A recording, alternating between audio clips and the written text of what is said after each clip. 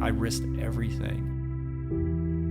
Leap of faith gets thrown around very cavalierly, but it was. I was like, I'm not practicing law anymore. I have no idea where my next paycheck is going to come from. I don't know how that's going to work at all. I knew myself well enough, and I knew the feedback that I was getting from the book was potent enough to say, there is something here. Like, if I fully devote myself to figuring this out, like I will figure it out. And I don't know what that's going to look like. And we went through some very difficult financial times, and we almost lost our house. Like, I risked everything, and I put a tremendous amount of strain on my family.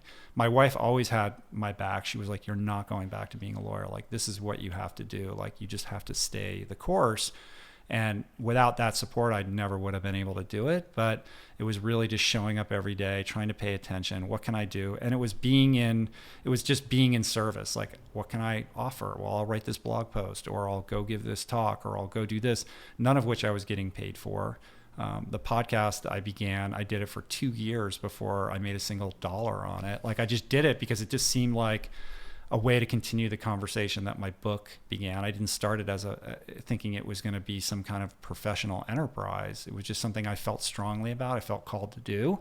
And I think the lesson that I've learned as a result of that is that if you've done the internal work to really know yourself and what you're passionate about, and if you can have the courage and the faith to step into that indeed the universe will conspire to support you, and you will find your way. And it doesn't mean that it's going to work out the way that you want it to work out or think that it's going to work out.